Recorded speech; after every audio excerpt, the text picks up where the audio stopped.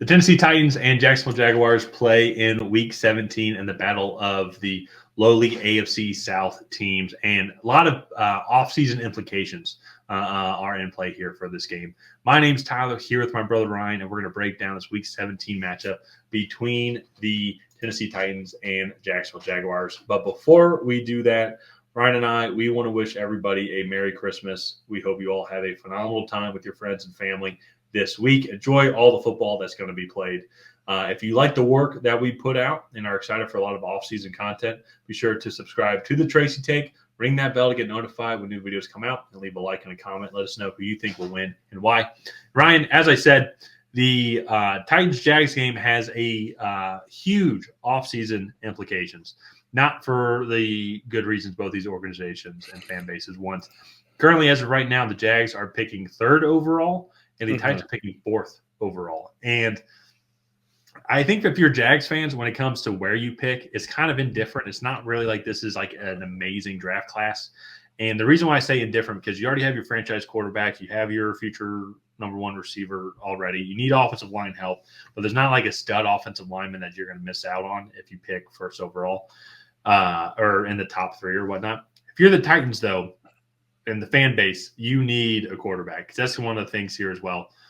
Will Levis got benched. It kind of indicates to me and probably the rest of the Twitter world, football world, YouTube commentator world that we're in, that Levis is not the guy moving forward. Maybe he'll stay on as a backup because he'll be cheap. Maybe they'll cut him if there's no cap hit, or even if it's just $1 million cap hit, whatever.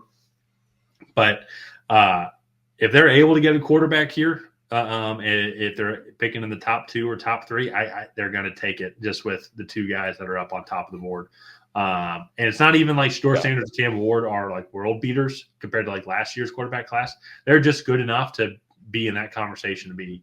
And this draft class is weak enough too. And this draft class is absolutely weak enough to have it prioritize that. So kind of with that, sending it your way,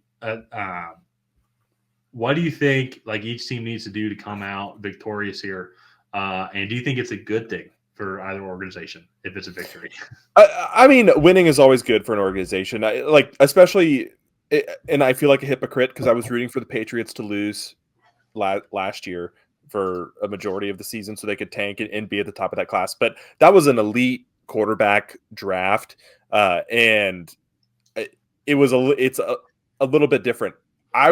In this scenario, I would rather establish a culture of winning, and not that either of these 2 teams have done that very much this year, but I would rather get the win and have the locker room morale be higher than go in and lose and just be a perpetually losing franchise.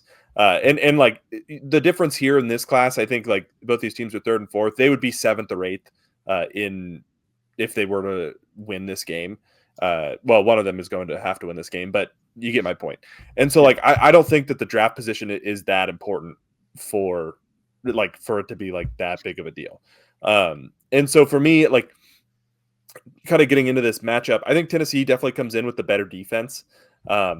They are more just consistent. They have one of the better rushing defenses, yards allowed. They're much better than the Jags.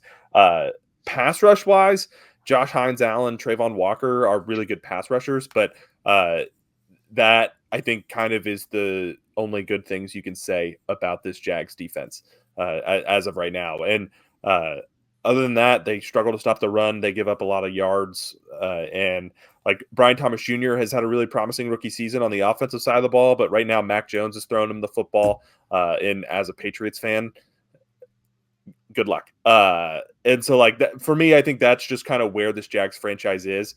And the consistency from week to week has been very spotty. They were able to take advantage of a dwindling Jets team a few weeks ago and put up a lot of points, but they returned to form against the Las Vegas Raiders, who in my opinion have a pretty similar defense to the Tennessee Titans.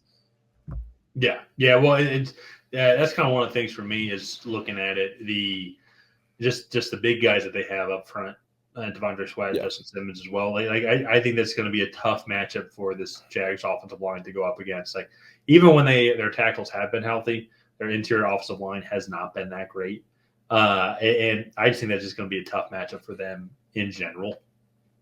And so But that being said, though, I'm pretty sure didn't the Jags beat Tennessee just a couple weeks ago? They did. It was 10-6. There we go. That's what we're talking about. Will Levis was the quarterback there as Yeah. well. So Mason Rudolph's going to be, and that's what's weird. Not like Mason Rudolph is good. He's just going to provide a little bit more consistency for this team. And that's where I think, to your point, though, it's like the Jags defense just hasn't been great, but they do have those edge rushers, and that's what's going to be interesting with this Jags team overall. Is you go look at this, like, because I'm assuming Doug Peterson is not going to be with the organization come the day after Week 18, but it's like you have your franchise quarterback, you have your star receiver, you have two good edge rushers, you have cornerback and Tyson Campbell who you paid and is like pretty decent. Not much help outside of that. I think you can get somebody in there with a good offensive mindset and a good defensive coordinator. You have the talent there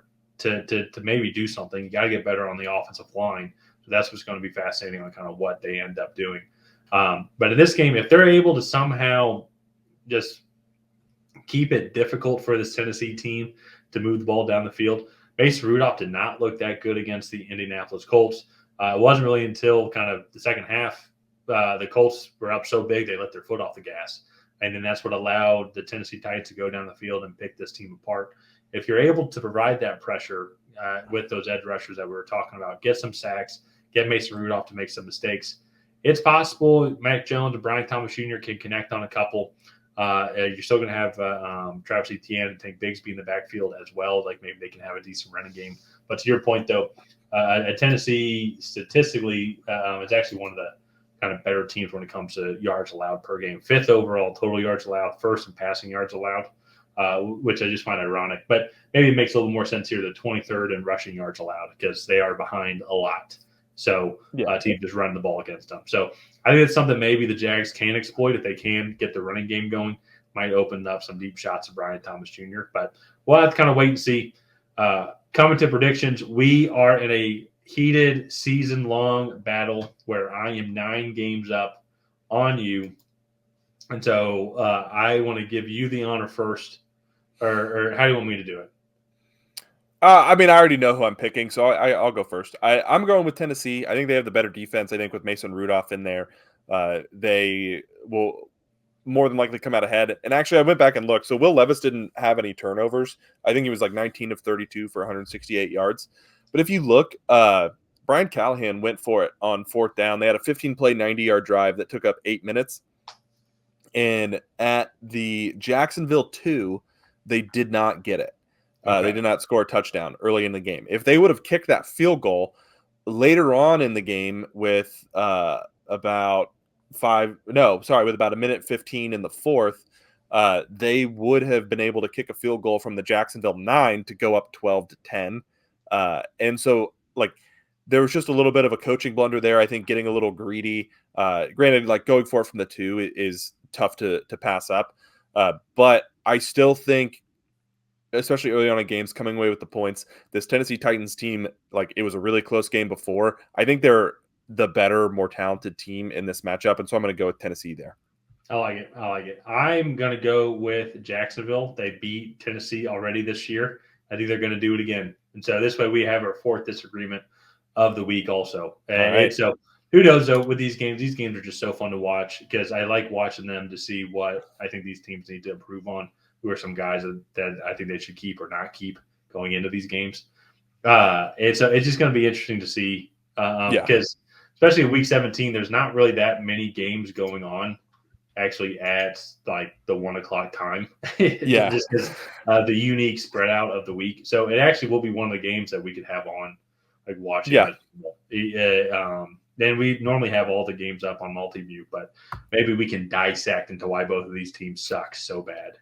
Yeah. Well, poor quarterback play to start, I think, for both of these teams, and then we can divulge into some of the other reasons there. But that is for discussion in this offseason. So if you have not already, please go ahead and like and subscribe. That is the best way to support the channel. We have a lot of offseason content coming up for both of these teams. Is picking high in the draft. They will be talked about a lot coming up in the few months before April 25th, I believe, is when the draft is. So.